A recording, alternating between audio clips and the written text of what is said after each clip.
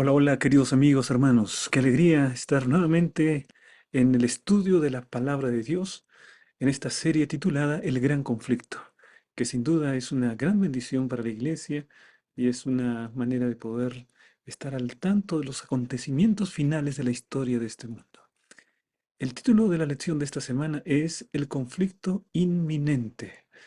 Y vamos a estudiar esta lección, pero antes nos gustaría poder invitarlos, como siempre lo hacemos, a las preguntas claves de la lección de la escuela sabática. 5 preguntas para poder consolidar el aprendizaje que están en la plataforma de Kahoot.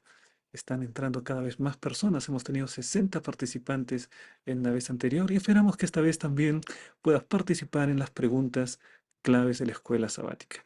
Y de paso también la invitación para que puedan usarlo en la lección en su propia clase o en su iglesia. Creo que es una gran ayuda para poder motivar a la iglesia al estudio de la lección de escuela sabática. Vamos entonces, mis hermanos, a estudiar la palabra de Dios, pero antes siempre vamos a hacer una oración. Querido Padre que estás en el cielo, gracias Señor porque podemos estudiar tu palabra. Gracias Señor porque tenemos la palabra profética más segura y queremos estar atentos a ella. Dirígenos, Señor, en ese estudio y bendice a cada persona que está participando en este momento. Pedimos en el nombre de Jesús. Amén. Muy bien, mis queridos hermanos, el conflicto inminente. Sin duda se trata de una lección muy importante porque describe algunos de los acontecimientos solemnes que han de desencadenarse en los últimos tiempos que nosotros estamos viviendo. Vamos entonces a la parte del estudio en el motiva. Miren, ¿qué es lo que encontramos en la parte del motivo? Me gustaría poder reflexionar, mis hermanos, acerca de los símbolos proféticos. Hay diversos símbolos que apuntan al mismo poder, que es el poder del cuerno pequeño en Daniel capítulo 7. En Daniel capítulo 8 se describe también el cuerno pequeño, pero este mismo poder tiene algunos otros símbolos en el libro de Apocalipsis. En Apocalipsis capítulo 13 se habla acerca de la primera bestia que gobierna durante 42 meses, y ese tiempo equivale al cuerno pequeño que gobierna por tiempos y la mitad de un tiempo, que es el mismo tiempo que 1260, que es el mismo tiempo que los 42 meses. Por lo tanto, estamos hablando acerca del mismo poder. También se nos habla en Apocalipsis capítulo 17, capítulo 18, acerca de la gran ramera Babilonia, que es la madre de todas las rameras, dice la palabra, y que también representa a ese mismo poder. O sea, ese mismo poder es Babilonia, es el cuerno pequeño, es la primera bestia, es el cuerno pequeño de Daniel capítulo 8 en su fase de rebelión contra Dios, su fase de expansión vertical. Y también encontramos que el apóstol Pablo nos habla acerca del hombre de pecado, el hijo de perdición, ese tremendo movimiento apóstata que iba a surgir poco antes y que iba a durar hasta la misma venida de Cristo, ¿no? Decía el apóstol Pablo, ya se está moviendo entre nosotros y que será destruido con el resplandor de la venida de Cristo. ¿Cuál es ese poder? Muchos han identificado, mis hermanos, a este poder con el anticristo. Seguramente has escuchado esta palabra, el anticristo. Y hay muchas personas que se estremecen, que tienen temor, que tienen dificultades cuando escuchan la palabra del anticristo. Y queremos ver cómo la palabra de Dios nos ayuda a identificar quién es o qué es el anticristo. Pero veamos antes cuáles son los intentos que se han realizado para poder identificar realmente quién es el anticristo. En algunas películas de Hollywood, por ejemplo, una película muy famosa titulada La Profecía, con grandes actores, esta película La Profecía eh, trata de un hombre, un alto dignatario de los Estados Unidos, que llegó a tener un hijo y que ese hijo era la encarnación del demonio y que era el causante de todo lo que sería mal. Y este hijo es un niño pequeño que se llama Damián, ¿no? Y que constituye un, ser que dentro de toda la sonrisa angelical e infantil es el que está destinado a tener un gran poder en el mundo y constituye el anticristo, ¿no? Al final de la escena hay un momento en el que se intenta matar al niño, el propio papá que ha descubierto de quién se trata ese niño y que realmente no es su hijo, que lo cambiaron al momento de nacer, entonces está dispuesto a poder asestar allí la muerte a ese niño y en ese momento aparece la policía y el niño no es muerto. Es muerto el padre y hay un entierro y finalmente ese niño queda a cargo de la custodia del hombre más poderoso del mundo, el presidente de los Estados Unidos. De acuerdo a esta visión, el anticristo es un personaje, es un ser humano, es un gran líder político que surgirá en algún momento, que tendrá tanto poder, atraerá la admiración y el asombro de las multitudes en todo el mundo y va a constituirse en un agente del mal y que se opondrá contra el gran Dios del cielo. Esa es una visión del anticristo. El anticristo es una persona, afirman estas películas y afirman ciertas enseñanzas de varias denominaciones cristianas. Pero vamos a ver, también han habido personas que han tratado de encontrar el anticristo en los líderes políticos. Mm, Cuando surgió este líder italiano llamado Benito Mussolini, vieron algunas personas que lo identificaron como el anticristo, porque además Benito Mussolini era italiano, el centro de su poder estaba en la ciudad de Roma, así que dijeron, bueno, sin duda, el anticristo es Benito Mussolini. Bueno, la historia nos muestra que el liderazgo de Benito Mussolini eh, tuvo un tremendo declive. En la Segunda Guerra Mundial, Italia formó parte del eje que perdió la guerra, fue una nación derrotada, y el cuerpo de Benito Mussolini fue colgado públicamente, fue vituperado, y realmente estaba lejos de ser aquel líder mundial que sería el anticristo.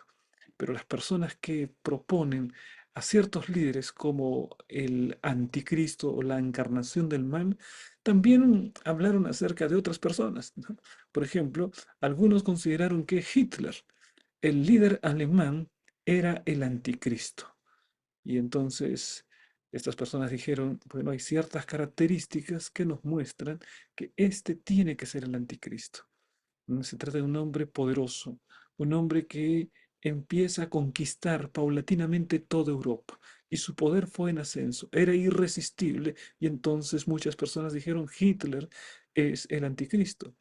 Es decir, habían libros, habían revistas que empezaban a proponer que el anticristo se trataba de este líder alemán que fue derrotado en la Segunda Guerra Mundial. Bueno, este liderazgo pasó, se apagó la opulencia y el poder de Hitler y los investigadores empezaron a proponer otros nombres como el anticristo. Vamos a ver a quién más se propuso como el anticristo. Hubieron algunas personas que dijeron que Karol Wojtyla, Juan Pablo II, era el anticristo. ¿Y cuál era el argumento de estas personas? Ellos decían que Karol Wojtyla había recibido un atentado y entonces, como dice la profecía, había recibido una herida mortal, pero él se sanó de esa herida mortal, por lo tanto, es, cumple con la profecía que está en Apocalipsis 13, porque dice que su herida mortal fue sanada y entonces este tiene que ser el anticristo. Las personas encontraban algún vínculo, algún nexo, mucha imaginación, mucha especulación, grandes conjeturas para poder descubrir quién es el anticristo. Y decían que Caro Boctila, la persona de Caro Boctila, no el sistema papal, sino la persona de Caro Bustila es el anticristo. Pero bueno, el tiempo pasó y otra vez se demostró que no, finalmente no se cumplió esa predicción que hacían muchas personas. Pero también hubieron otros que empezaron a estudiar los líderes políticos mundiales de gran influencia. Posteriormente surge aproximadamente a finales de 1980, comienzos de los 90, un gran líder en la Unión Soviética. Se trata de Mikhail Gorbachev. ¿Y saben qué es lo que decían ellos? Este es el anticristo. ¿Y cuál es el argumento que ellos usaban? Porque Mikhail Gorbachev tenía, bueno, tenía, digamos, en la cabeza un lunar muy extraño, ¿no? Un lunar en forma de un mapa, un lunar bastante extraño que llamaba la atención de las personas. Y entonces ellos dijeron, no, esta es la marca de la bestia. Entonces hubieron algunos que dijeron, Gorbachev tiene que ser el anticristo. Es un gran líder mundial, tiene gran influencia. En cierto momento se convirtió en el que terminaría con la Unión Soviética, con la idea de la perestroika, de la glasnost. La Unión Soviética se derrumbó sin una bala y este líder también pasó a la historia y finalmente no se cumplió la previsión que hacían algunas personas de que Mikhail Gorbachev era el anticristo. Pero no quedaron contentos con eso. En algún momento también habían postulado que Ronald Reagan Wilson era el anticristo. Y miren, este presidente de los Estados Unidos, decían ellos, tiene características indudables para que sea el anticristo. ¿Por qué? Porque tiene el número 666. ¿Y cómo es posible que este hombre tenga el 666?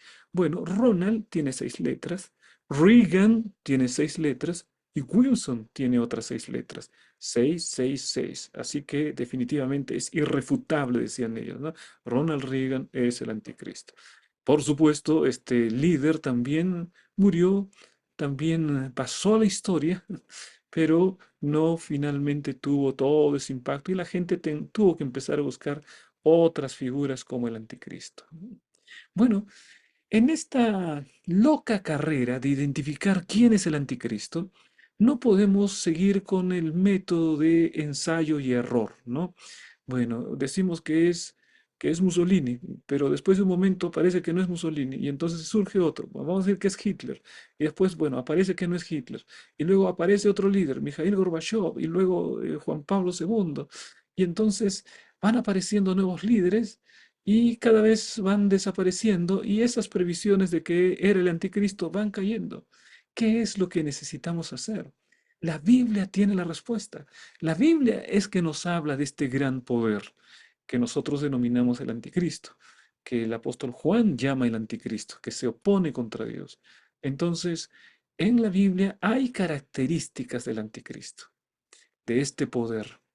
Y cuando nosotros empezamos a estudiar las características que presenta la Biblia y luego comparar en la historia cuáles son o quién es el poder que cumple con estas características, todas las características, no solamente una, entonces con seguridad vamos a identificar quién es el anticristo. Bueno, la lección de esta escuela sabática nos habla acerca de esto, porque la bestia que aparece en Apocalipsis 13, la primera bestia es una representación también del anticristo. Así que vamos a identificarla, ¿no?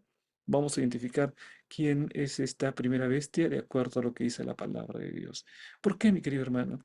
Porque la Biblia tiene la verdad, no la especulación humana, no las conjeturas, no la exacerbada ficción que habita en la cabeza de muchas personas.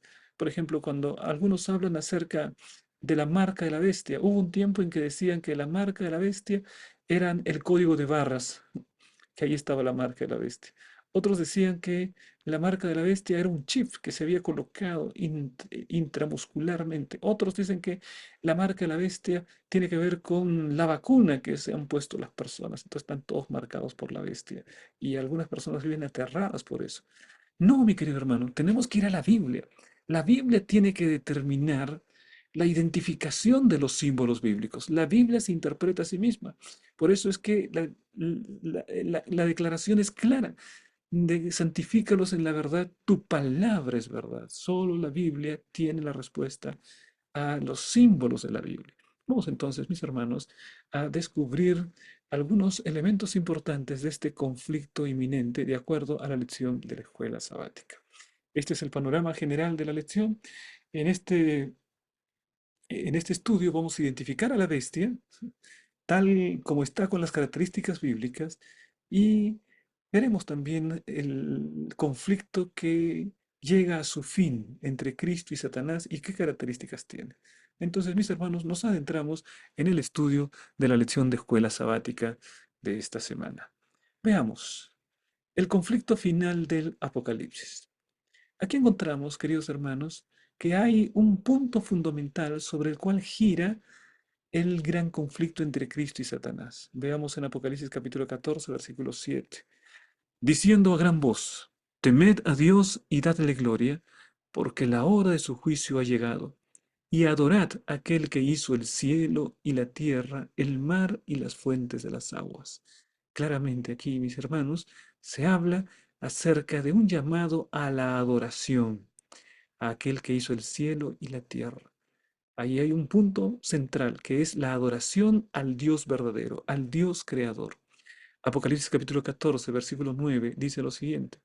Y el tercer ángel lo siguió diciendo a gran voz, si alguno adora a la bestia y a su imagen, y recibe la mano, y recibe la marca en su frente o en su mano. El versículo continúa, pero en esta parte se habla de el punto central en el desarrollo del gran conflicto. Dice allí, si alguno adora a la bestia y a su imagen. Queridos hermanos, la adoración es el punto central en el gran conflicto. La adoración se hace al Dios verdadero o se hace a la bestia y a su imagen. En el, en el mensaje del primer ángel hay una exhortación a adorar al Dios creador, a aquel que hizo el cielo y la tierra, el mar y las fuentes de las aguas. Ese es el mensaje del primer ángel. En el mensaje del tercer ángel se habla acerca de las consecuencias de aquellos que adoran a la bestia a su imagen, que reciben la marca en su frente y en su mano. El texto bíblico dice que ellos también beberán de la ira de Dios, que ha sido vaciada pura en el cáliz de su ira. Dice, entonces el asunto central es la adoración. O adoras a Dios, el gran creador de todas las cosas, o adoras a la bestia y a su imagen. De acuerdo a ese texto bíblico, no hay otra opción. No hay un punto neutral. No es que yo quiero estar en el medio. Yo quiero subirme al muro para no tomar partido por ninguna parte. O adoras a Dios, el gran creador, o adoras a la bestia y a su imagen. Dice Apocalipsis capítulo 4, versículo 11, cuando se habla acerca de la adoración al gran creador. Señor, digno eres de recibir la gloria y la honra y el poder, porque tú creaste todas las cosas y por tu voluntad existen y fueron creadas. Qué declaración tremenda, mis hermanos. El Señor es digno de recibir la gloria, la honra y el poder. ¿Qué significa que el Señor es digno? Significa que está bien que lo adoremos. Significa que es necesario que lo adoremos, porque Él es el gran creador de todas las cosas. Siendo el gran creador, la criatura nunca será completa, la criatura nunca será feliz hasta que pueda rendir adoración al Dios verdadero. De la misma manera como hay hijos que no conocen a sus padres y hay un vacío mientras no pueden tener la figura paterna, y es un vacío que duele a lo largo de la vida. De la misma manera, el ser humano que no adora al Dios verdadero nunca estará completo. Siempre sentirá que le falta algo, siempre se sentirá vacío. Y solamente la adoración al Dios verdadero, el reconocimiento de la existencia y de las obras del Dios verdadero, son elementos que van a dar sentido a la vida del ser humano. Ahora, mis hermanos, miren ustedes que en medio de este gran conflicto entre los que adoran a Dios y los que adoran a la bestia o su imagen, allí se reconoce a aquellos que aún en medio de la persecución, aún en medio de una sociedad hostil, aún contra leyes que prohíben la obediencia al Dios verdadero, se mantienen firmes, se mantienen fieles a los principios, a los mandamientos de Dios. Mira lo que dice Apocalipsis capítulo 14, versículo 2. Dice, aquí está la paciencia de los santos, los que guardan los mandamientos de Dios y la fe de Jesús. Dos elementos fundamentales. Guardan los mandamientos de Dios y la fe de Jesús. En otras palabras, el verdadero pueblo de Dios es obediente a los mandamientos de Dios. El verdadero pueblo de Dios no considera que los mandamientos ya terminaron con los judíos. que solamente corresponden al Antiguo Testamento. Los santos consideran que los mandamientos de Dios todavía, en el tiempo final, tienen que ser obedecidos. Guardan los mandamientos de Dios y la fe de Jesús. Aquí se habla acerca de una fe, pero es una fe semejante a la de Jesús. Es decir, estos santos reflejan una fe, no una fe deteriorada, no una fe vana, no una fe basada únicamente en el esfuerzo humano, sino una fe semejante a la del Señor Jesucristo, una fe capaz de triunfar frente a las peores adversidades de la vida. Oh, mi querido hermano, ¿tu fe es semejante a la fe del Señor Jesucristo? ¿Eres capaz de soportar las adversidades y todavía mantener tu confianza en que Dios está en el control? ¿Cuántas veces frente a las dificultades, como seres humanos, nos desanimamos, nos caemos, vamos para abajo, ¿no? Empezamos a arrastrarnos y algunos todavía reclaman al Señor, todavía levantan el brazo contra Dios y dicen, Señor, ¿por qué permites esto? Así como cuando este poeta famoso, César Vallejo, ¿no? Que dice, hay golpes en la vida tan fuertes, yo no sé, golpes como del odio de Dios. ¿Cómo es esto del odio de Dios? Es decir, se revelan como que esos golpes son propiciados por el gran Dios creador. Los golpes, querido hermano, los problemas, los sufrimientos de la vida son propiciados por Satanás. Y Satanás tiene la bestia y su imagen como sus instrumentos para guiar al mundo a la desobediencia, porque Satanás sabe que el tiempo se le está terminando.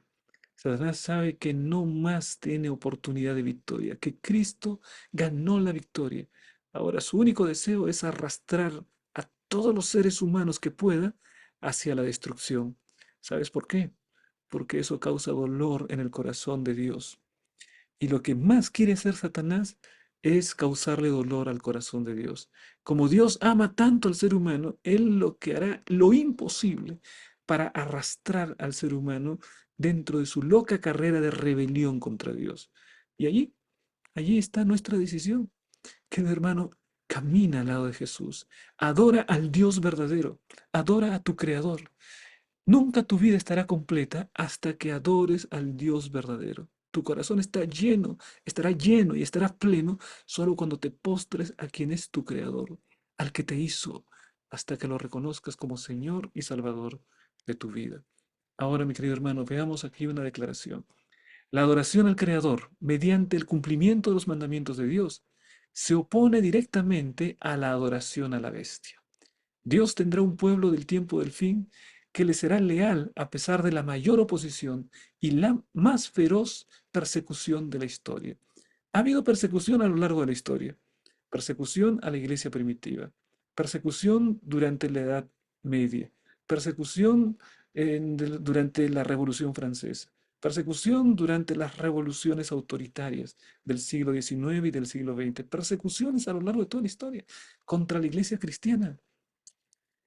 Y sin embargo, siempre ha habido gente fiel, siempre ha habido un pueblo fiel, aún en las peores tiranías. Querido hermano, los acontecimientos se van a desencadenar de tal manera que en algún momento tendremos que enfrentar la mayor oposición y la más feroz persecución de la historia. Necesitamos estar firmes, porque con esa firmeza el Señor Jesús tendrá la victoria para nosotros. Bienaventurado, dice la palabra, el que oye, el que practica lo que está escrito en la profecía. Bienaventurado eres si obedeces. Al que venciere, dice la palabra, siempre es al vencedor. El Señor quiere que tú seas un vencedor. No te alejes de la presencia del Señor Jesucristo. Vamos, mis hermanos, a describir cómo será esta crisis, esta feroz persecución, ese momento atroz de tribulación del cual se habla en el libro de Apocalipsis.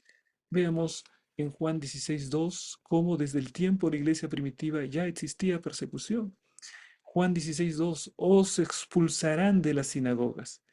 Y aún viene la hora cuando cualquiera que os mate pensará que rinde servicio a Dios. Algunos estarán persiguiendo a la iglesia, persiguiendo a los santos que guardan los mandamientos y que tienen la fe de Jesús, pensando que de esa manera están sirviendo a Dios.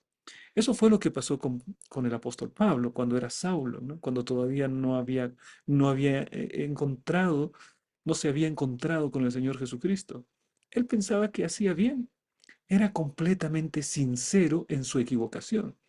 Una persona puede ser completamente sincera y sin embargo estar totalmente equivocada. Ese es el caso del apóstol Pablo. Pero Pablo se encontró con Jesús.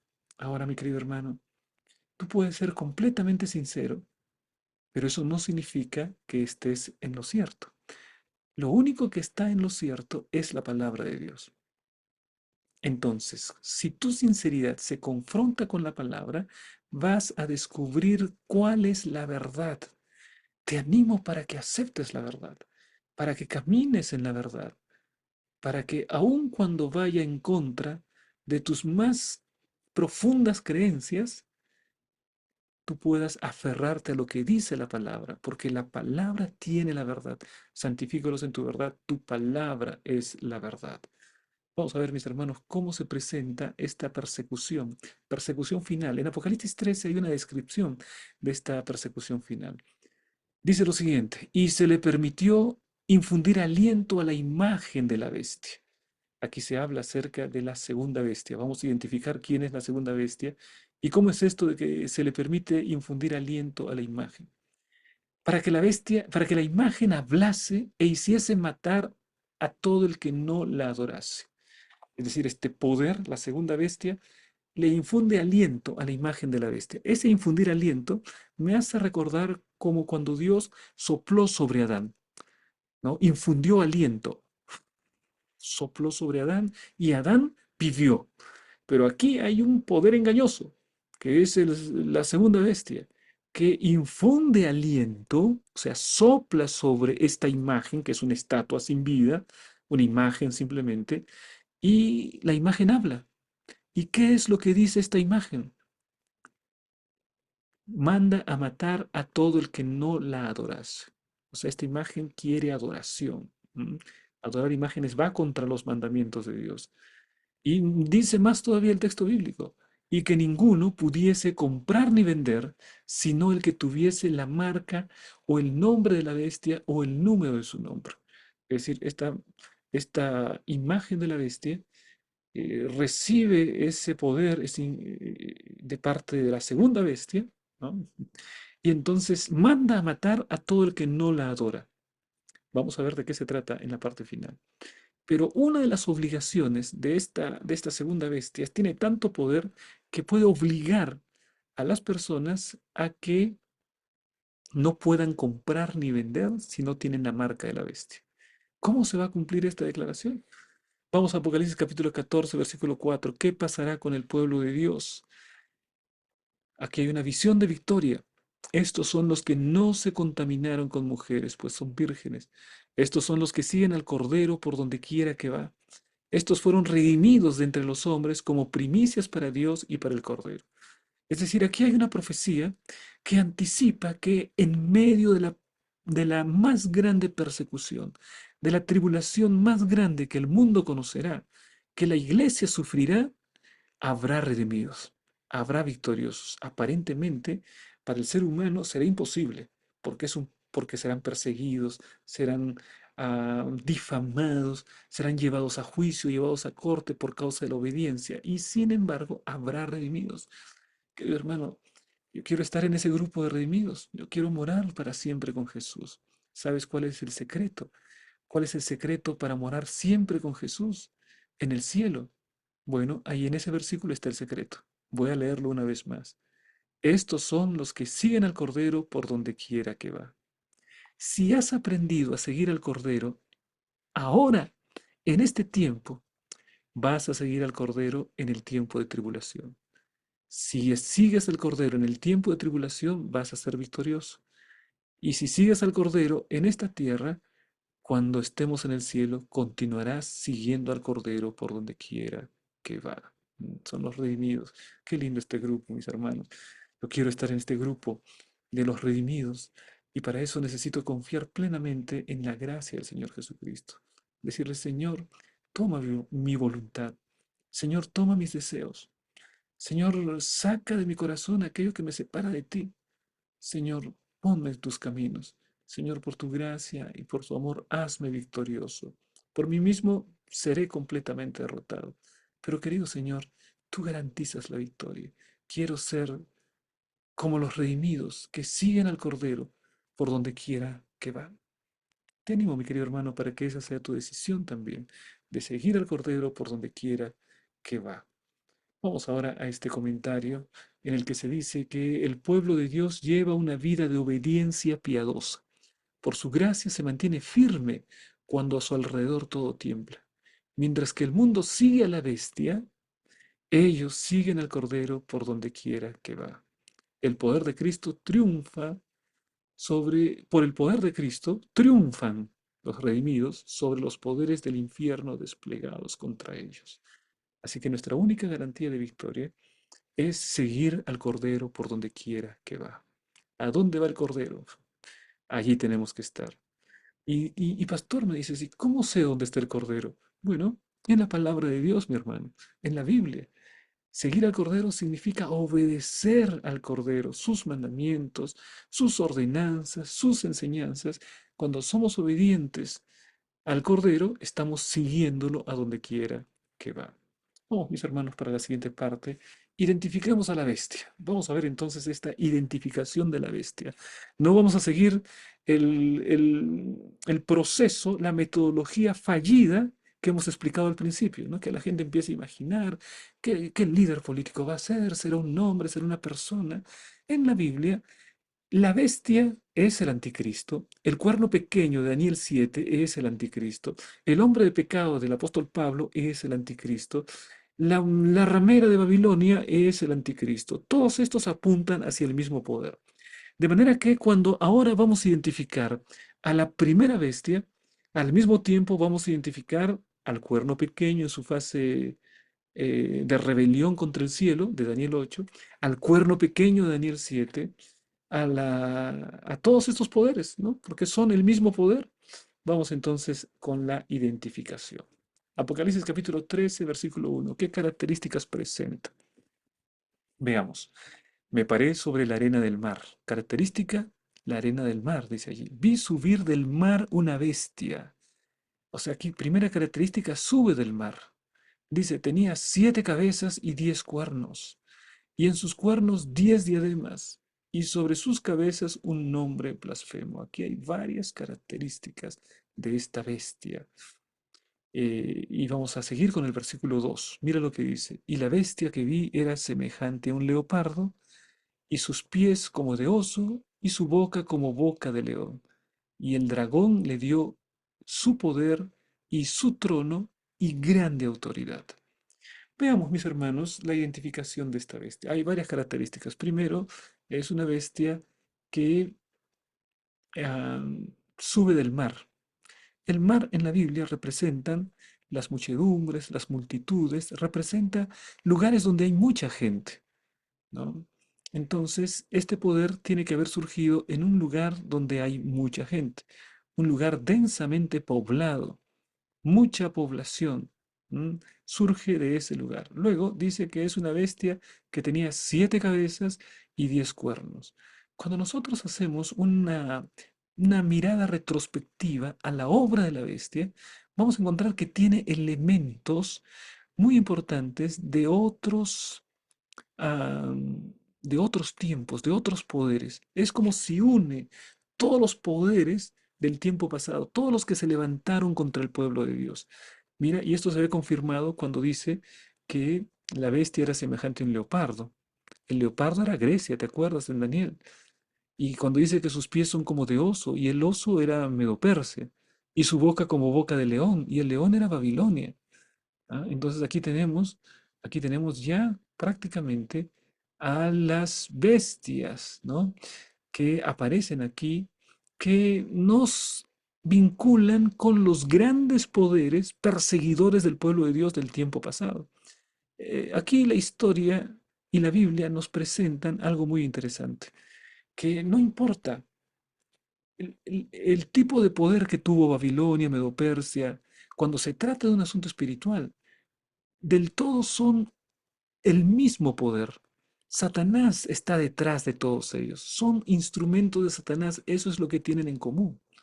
Ahora, dice aquí, y el dragón le dio su poder y su trono y grande autoridad. Poder, trono y gran autoridad. ¿Quién se lo entregó? ¿De dónde viene el gran poder? Dice allí, de el dragón. ¿Quién es el dragón? Apocalipsis capítulo 12, la serpiente antigua que se llama Diablo y Satanás. O sea, el poder de la primera bestia no es un poder que viene de Dios, pero tampoco es un poder humano realmente. O sea, el poder lo ha recibido del dragón. El dragón es la serpiente antigua que se llama Diablo y Satanás. Pero al mismo tiempo también lo ha recibido de los instrumentos del dragón, de las herramientas. El dragón tuvo como una gran herramienta, como un gran instrumento al Imperio Romano. Así que el trono del Imperio Romano será recibido por la primera bestia. La autoridad del Imperio Romano será recibido por la primera bestia. Y Satanás está detrás de todo esto como el ejecutor de esta transferencia de poder. Bien, ahora también se dice que tiene un nombre blasfemo. O sea, este es un poder que habla blasfemias. Y vamos a identificar brevemente. En síntesis, mis hermanos, el conflicto de los siglos dice que este poder es el sistema papal. Nota que no estamos diciendo que se trata de un papa en particular. No se trata de una persona, se trata de un sistema, se trata de una entidad, una organización, no de un ser humano. Entonces ahí de plano tenemos que sacar a todos los grandes líderes, ¿no? Ni siquiera Mussolini, ni Hitler, ni Ronald Reagan, ni Gorbachev. No pueden ser porque este es un sistema. ¿Y sabes por qué no es un ser humano? Porque la Biblia dice que tiene un dominio de 1260 días y en la profecía días son años. O sea, su hegemonía es 42 meses, que al mismo tiempo son 1260 días, pero que en términos literales son 1260 años. Yo te pregunto, ¿qué persona puede vivir 1260 años? Evidentemente no se trata de una persona, pero un sistema que tiene vigencia durante 1260 años, a eso alude la palabra de Dios. ¿No? Entonces se trata de un sistema. Y además un sistema que nace en lugares densamente poblados. Bueno, el sistema papal nace en Roma. ¿M? Y en Roma era un lugar densamente poblado, mucha población en el Imperio Romano y sobre todo en la ciudad de Roma, que era la ciudad más grande de aquel tiempo.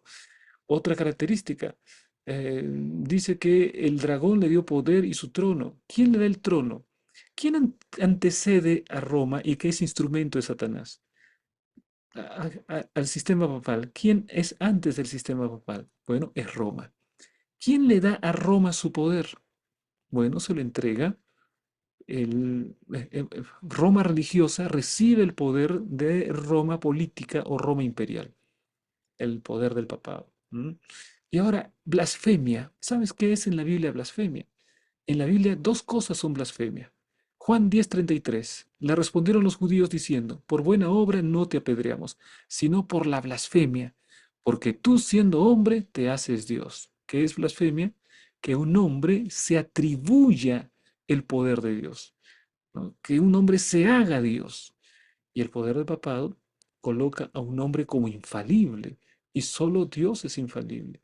Coloca a un hombre con prerrogativas divinas. Solo Dios es el único que tiene las prerrogativas divinas. Mira, en Lucas capítulo 5, versículo 21, ahí habla acerca de la otro tipo de blasfemia, otro significado de blasfemia en la Biblia. Entonces los escribas y los fariseos comenzaron a cavilar, diciendo, ¿quién es este que habla blasfemia? ¿Quién puede perdonar pecados sino solo Dios? Según este texto, los judíos entendían que perdonar pecados, que un hombre se atribuya la prerrogativa de perdonar pecados, eso era blasfemia. Los fariseos hablaban de Jesús, pero Jesús es Dios y Él puede perdonar pecados y Él tiene atributos divinos, así que en Jesús esas palabras no eran blasfemia, simplemente Jesús decía la verdad, que es hijo de Dios y se hacía Dios porque Él es Dios sin problema Y además porque perdonaba pecados y siendo Dios no tenía ningún problema en perdonar pecados. Para él no era blasfemia. Pero todo hombre que se hace Dios o todo hombre que perdona pecados como si fuese Dios se convierte en el anticristo y es una blasfemia. Son dos blasfemias, mejor dicho, ¿no? Veamos esta declaración de un historiador que es Isaac Bacchus. Dice lo siguiente, al trasladar la sede del imperio a Constantinopla, en el tiempo de Constantino, Constantino dio paso a que el obispo de Roma se exaltara a sí mismo por encima de todos los hombres de la tierra y por encima del Dios del cielo. Cuando Constantino lleva la capital de Roma hacia Constantinopla, la ciudad de Bizancio se llamaría después, entonces lo que sucede es que finalmente en Roma queda el Papa. Y al no haber el emperador, o por lo menos la figura gigantesca del emperador que se traslada a Constantinopla, el Papa queda con mayores prerrogativas. Ocupa ese vacío de poder. ¿Mm? Miren ahora lo que dice Thomas Hobbes, ¿no? Un famoso filósofo político. Él dice lo siguiente, el papado no es otra cosa que el fantasma del difunto imperio romano coronado se sienta sobre su tumba. ¿Mm? Es decir, lo que está diciendo es que hay una línea continua entre el imperio romano y el sistema papal, ¿no? El imperio romano, digamos, termina, el imperio romano de Occidente termina en el año 476 por los bárbaros. Pero sobre ese poder del Imperio Romano de Occidente queda el Papa de Roma. Y entonces el Papa adquiere un tremendo poder que, dice Thomas Hobbes, es el fantasma del difunto Imperio Romano. Está coronado y está sentado sobre su tumba, ¿no? La palabra pontíficex era una palabra que se adjudicaba a los emperadores también, ¿no?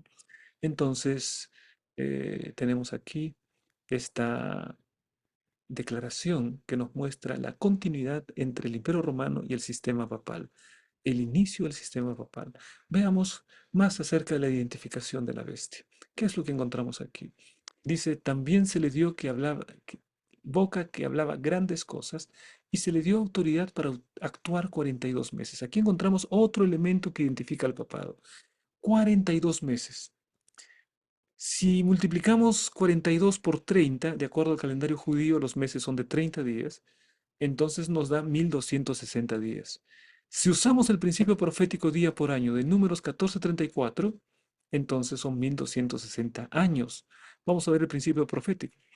Conforme al número de días, de los 40 días en que reconocisteis la tierra, llevaréis vuestras iniquidades, 40 años, un año por cada día, y conoceréis mi castigo.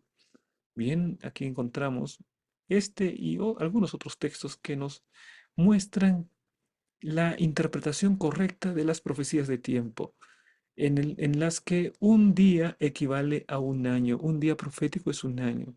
¿M? Entonces, si hablamos de 42 meses, hablamos de 1260 días. Y si hablamos de 1260 días, hablamos de 1260 años. ¿Cuánto es el periodo en el que tiene autoridad esta primera bestia? 1260 años. ¿Cuándo empieza este periodo? Bueno, históricamente, en el año 538 después de Cristo, cuando el último de los reinos arrianos que estaban contra el papado son destituidos, son expulsados de Roma, los ostrogodos son expulsados de Roma, ahí el papa empieza a tener un gran poder, ¿no? Y el año 538 se marca como el inicio del sistema papal, poder político religioso que ocupa el lugar del emperador en el trono de Roma. ¿M? Ahora, 538 da inicio a este poder, pero ¿qué es lo que sucede? Este poder recibe una herida mortal. Apocalipsis 13:5. Si alguno lleva en cautividad, va en cautividad. Si eres perseguidor, terminarás siendo perseguido.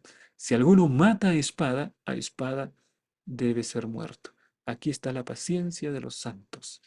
¿Qué es lo que sucede? Este poder perseguidor terminaría siendo perseguido, terminaría siendo expulsado de la ciudad de Roma y el Papa Pío VI en el año 1798, es rumbo al exilio, es enviado por el general Berthier de Napoleón Bonaparte, ¿no? Y ahí termina. Es la gran herida. Mucha gente decía, el papado terminó aquí, nunca más se levantará otro papa. Bueno, la historia nos dice que la herida sería sanada, pero esa fue una herida mortal. Entonces, desde 538, en que surge el papado tras expulsar a los ostrogodos de Roma, hasta el año 1798, cuando el Papa de Roma es expulsado por el general Berthier, hay 1260 años. La autoridad. Pero ¿qué es lo que dice la Biblia? Más adelante me dice que esta herida sería sanada. O sea que después de 1798, cuando aparentemente no se iba a levantar de ese tremendo golpe, se va a levantar. ¿M? Y ejerce toda la autoridad de la primera bestia. Esta es la segunda bestia. Y hace que la tierra y los moradores de ella adoren a la primera bestia, cuya herida mortal fue sanada. ¿M? O sea, esa herida que recibe en 1798 será sanada. Y lo que estamos viendo, mis hermanos, en nuestro tiempo es precisamente eso. En nuestro tiempo lo que estamos viendo es el aumento del poder del sistema papal. La influencia política y religiosa del papado se extiende cada vez más. ¿Por qué? En 1798 había recibido una herida mortal.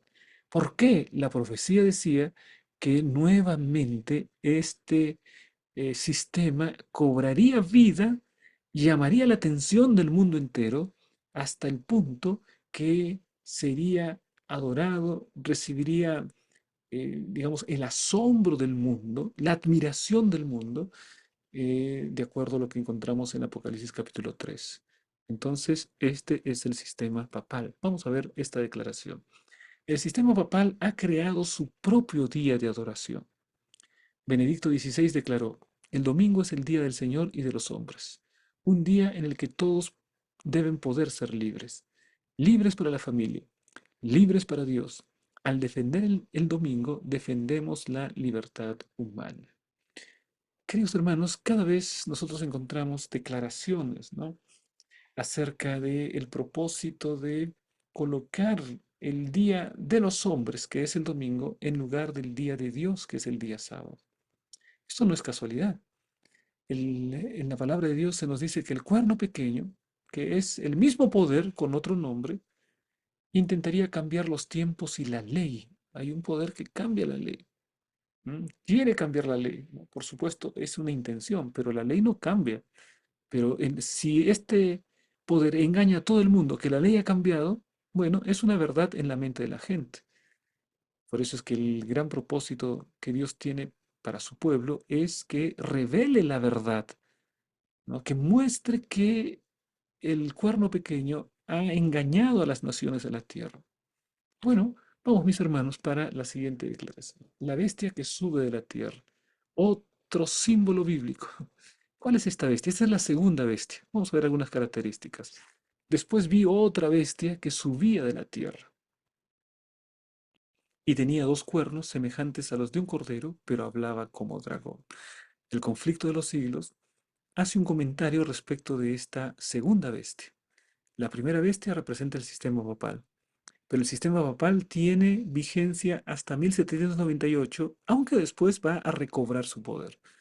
Solamente que por ese tiempo, poco antes de 1798, surge como de la tierra, ¿no? Aquí está Apocalipsis 17:5 cuando me habla acerca del significado de las aguas.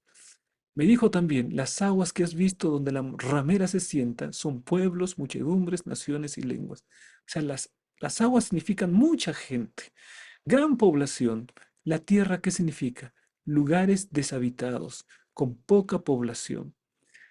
Más o menos, casi en 1798, pocos años antes, Estados Unidos de Norteamérica adquiere su independencia.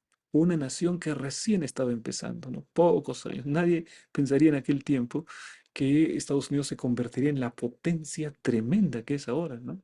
Pero tuvo eso, surgió como de la tierra, ¿no? Como surge una pequeña plantita, poco a poco, ¿no? Pero la profecía tiene un papel para los Estados Unidos. La profecía muestra qué es lo que hará esta bestia. Primero, vamos a ver algunas características de esta segunda bestia. Surge de la tierra. Ya hemos dicho que las llanuras de Norteamérica estaban prácticamente deshabitadas, había muy pocas personas, comparando con Europa, ¿no? Europa, de donde surge el sistema papal, era lugar densamente poblado. Pero no era así en Norteamérica. De allí surge la segunda bestia. Otro detalle interesante, esta bestia no derriba a la anterior. O sea, la segunda bestia no destruye a la primera, sino que más bien la apoya, más bien exige adoración, ¿no? Entonces, lo que vamos a ver es que esto simboliza que la segunda bestia, que es Estados Unidos, va a propiciar la adoración de la primera bestia, que es el sistema papal. Es decir, van a actuar en contubernio, ¿m? Van a actuar de común acuerdo, van a actuar como aliados, dos poderes gigantescos, un poder religioso y un poder político. Un poder religioso de primera línea, con influencia en todo el mundo, que es el sistema papal, y un poder político de primera línea, con influencia en todo el mundo, que es los Estados Unidos de Norteamérica. En la profecía se menciona que estos dos se van a unir, que el poder político que representa Estados Unidos va a motivar, promover y hasta obligar la adoración a el sistema papal que es la primera bestia. Miren, vamos a ver. Apocalipsis 17:5 dice lo siguiente. Me dijo también, no, ya hemos leído esto. Apocalipsis 13:12. Y ejerce toda la autoridad de la primera bestia en presencia de ella. O sea que no es que derriba la primera bestia. Tiene gran poder. Estados Unidos no ha destruido el papado para convertirse en un nuevo poder. No, sino que están juntos y ejerce la autoridad de la primera bestia en presencia de ella. Estados Unidos ejerce su autoridad en presencia del papado. No es como los medopersas que derrotaron a los babilonios y ellos quedaron solitos. No, aquí se presenta una primera bestia y la segunda bestia, Estados Unidos, está junto con la primera. Y hace que la tierra y los moradores de ella adoren a la primera bestia cuya herida mortal fue sanada. ¿Cuál es el gran propósito? Obliga a la tierra y a los moradores de ella, es decir, a todos los seres humanos. Por eso es que este se trata de un poder político, porque solo un poder político y militar puede hacer cumplir este tipo de órdenes, ¿no? Hacer que se adore, se obligue a la adoración. Siempre para que se obligue un tipo de adoración, el poder político tenía que actuar. Eso fue en el tiempo de Daniel y sus compañeros. Ahí estaba el estado de Nabucodonosor. Ahí estaba el pueblo de Dios, que son los tres amigos de Daniel. Pero ahí estaba el poder político. ¿Quién era el poder político? El rey Nabucodonosor. Y el rey Nabucodonosor lo que hace es dar una orden para que se adore a la estatua, a la imagen. Bueno, la misma figura está aquí. El rey, en este caso, el poder político es Estados Unidos, ¿no? La gran imagen que se presenta allí es un sistema contrario de adoración al del Dios verdadero. Y el pueblo de Dios está allí. Mientras millones se ponen de rodillas para adorar a la imagen, el pueblo de Dios, los tres amigos de Daniel, permanece en pie. ¿Ah? Pero aquí también es un poder político porque puede obligar a la gente a adorar falsamente y lo que hace es que adoren a la primera bestia. ¿Mm? Es decir, hay una confabulación entre la primera y la segunda bestia, entre Estados Unidos y el poder del papado. Mira lo que dice aquí. Estados Unidos será el primero en exigir que todos los habitantes de la tierra adoren a la primera bestia. Al reconocer la autoridad espiritual y secular del papado, según esta profecía, Estados Unidos hace una imagen de la bestia, una unión de la Iglesia y el Estado, y exigirá que todos adoren a esa imagen. Bueno, Elena de White, entonces, y también la lección de escuela sabática, nos muestra qué significa la imagen de la bestia. Vamos a resumir. ¿Qué significa la primera bestia? El papado. ¿Qué es el papado? El papado es un poder religioso unido a un poder civil. Eso es el papado. Así surge el papado. A partir del año 538 para adelante tiene un poder político y religioso. Pero, ¿qué es la segunda bestia? Es un poder político. ¿Cuál es ese poder político? Los Estados Unidos de Norteamérica. ¿Qué es lo que va a hacer? Va a propiciar la adoración a la primera bestia, al papado. Va a propiciar la obediencia al papado. ¿Mm? A obediencia a las leyes y a los mandamientos del papado. ¿Qué es la imagen de la bestia? Bueno, es una imagen de la primera bestia. ¿Qué quiere decir? Si queremos saber qué es la imagen de la bestia, tenemos que saber qué es la imagen de la bestia. La primera bestia. ¿Qué es la imagen de la bestia? Perdón, ¿qué es la primera bestia? La primera bestia es unión del poder político con el poder religioso. Eso es lo que va a hacer Estados Unidos. Es decir, otra vez se unirá el poder político con el religioso y se dará la ley dominical, porque la ley dominical es una ley religiosa, ¿no? Pero lo ejerce un poder político el que da esa ley. De manera que aquí encontramos cómo será el cumplimiento de esa profecía. Un poder político que impondrá la adoración a los dogmas y a la obediencia a los dogmas de un poder religioso. El poder político es Estados Unidos, el poder religioso es el sistema papal. Mis hermanos, tremendo, tremendo realmente esta exposición que encontramos en la palabra de Dios. Profundiza en el tema de la adoración. ¿Qué nos dice nuestra vida cotidiana, nuestra rutina diaria sobre a quién o qué es lo que adoramos? Tú puedes decir con tu voz y con tu palabra, con tus labios, que adoras a Dios, pero lo que muestra realmente a quién adoras es a qué le dedicas más tiempo en tu vida. ¿Quién está en primer lugar en tu vida? Porque si en primer lugar en tu vida está tu trabajo, entonces tu Dios es tu trabajo. Si el primer lugar de tu vida está el poder o la fama, bueno, en Dios es el poder y la fama. Si el primer lugar en tu vida está el sexo o está algún vicio, entonces ese es el Dios de tu vida. ¿No? Por lo tanto, nuestra vida diaria, nuestra rutina, lo que hacemos cada día, revela a quién realmente adoramos.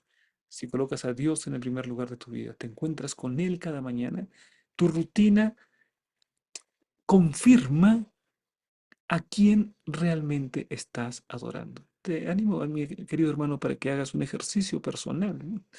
Haz una revisión de las cosas que haces durante el día. ¿A qué le dedicas más tiempo? ¿A qué le dedicas no solo más tiempo, sino lo mejor de tu tiempo? ¿Mm? Eso es tu Dios. Y si no es el Dios verdadero, la palabra dice, no tendrás dioses ajenos delante de mí. El Señor te dice que quites todo aquello que interrumpe tu comunión con Dios para colocarlo a Él en el primer lugar de tu vida. De esta manera, mis hermanos, llegamos a la parte final del estudio de la escuela sabática en esta semana.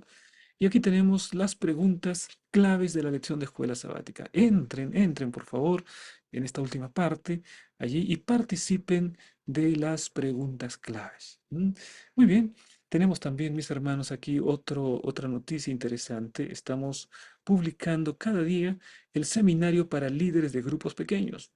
Ya estamos llegando a la parte final. Son 30 videos que hemos pasado, uno por día, y te animo para que puedas ser un gran líder de la escuela sabática, gran líder de los grupos pequeños, para que de esta manera puedas servir al Señor con todo tu corazón. Vamos a ir también que en nuestro canal usted va a encontrar este video que habla acerca de la Trinidad. En muchas iglesias está cuestionándose esta doctrina bíblica de la Trinidad. Te animo para que puedas ver este video sobre la Trinidad y sustentar y consolidar tu fe en la creencia bíblica de la Trinidad, tal como está escrito en la palabra de Dios.